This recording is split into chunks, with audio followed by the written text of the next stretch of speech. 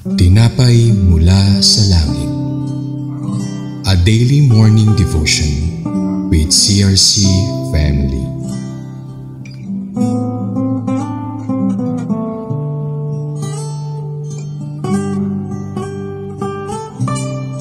Isang mapagpalang umaga kapatid.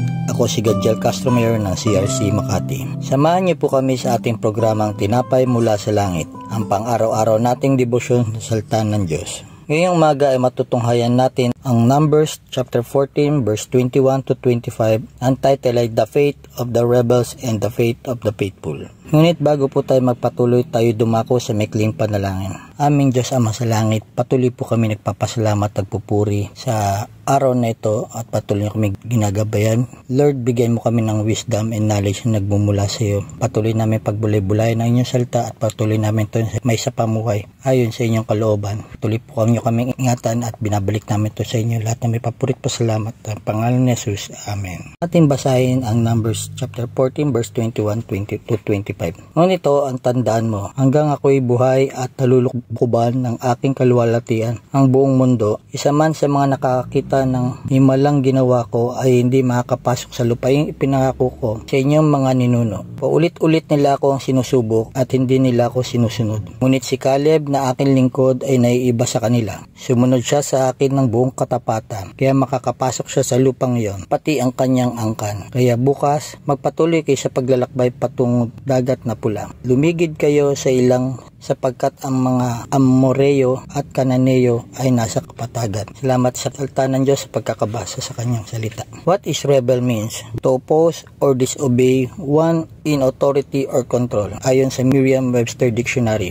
Ang sino man na sumubok at hindi sumunod sa Diyos ay hindi makakarating sa lupang pangako. Tanging ilan lang ang tapat gaya nila Caleb at Joshua. Mapanganib ang magrebelde sa nais at salita ng Diyos at lumayo sa tawag ng Diyos. Nakakatakot, masakit ang kahihinatnan ang mararanasan ng mga tao nagre-rebelde sa kalooban at sa salita ng Diyos. Kadiliman, kawalan ng pag-asa at kamatayan ang mararanasan imbis na magandang ang patutunguhan at tatahakin. Alam natin na ang dagat-dagatang apoy ang tungo ng taong ayaw sumunod sa kalooban ng Diyos kung hindi siya magbabago. What is faithful means? When a person walks consistently with God in humble service to Him, he or she can be called faithful. Patuloy na ipinapakita ng Diyos ang kanyang habag at awa at pagpapatawad sa mga Israelita.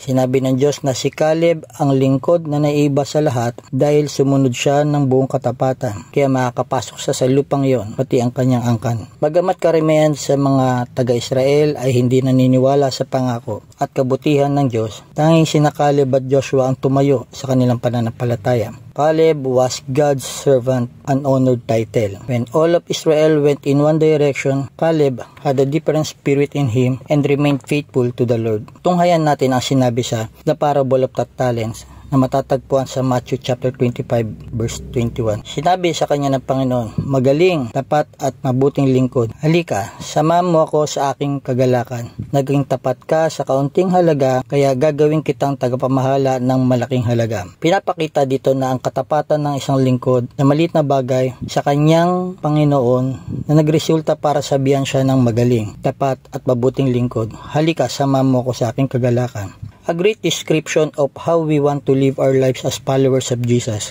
as servants of God. Well done, good and faithful servant. This is what we live to hear. Our Master Jesus say, we want to be faithful with the goodness and grace, talents, resources, time, everything that we has entrusted to us. Sa ating aplikasyon, ating suriin ang ating mga sarili. Kung tayo ba ay naging rebelde o hindi sumusunod sa pinag-uutos at kalooban ng Diyos sa ating buhay. Maging tapat at magtiwala tayo sa ating Diyos, ano man ang maging sitwasyon sa ating buhay.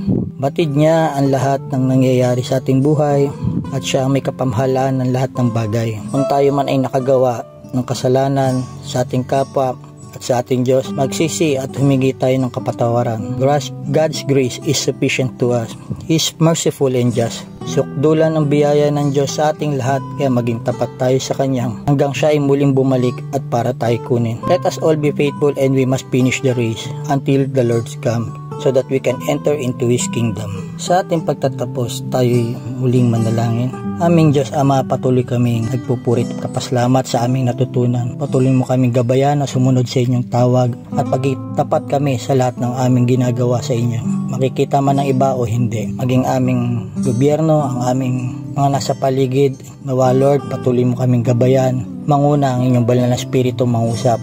Patuloy kaming makinig sa tawag mo sa inyong mga salita.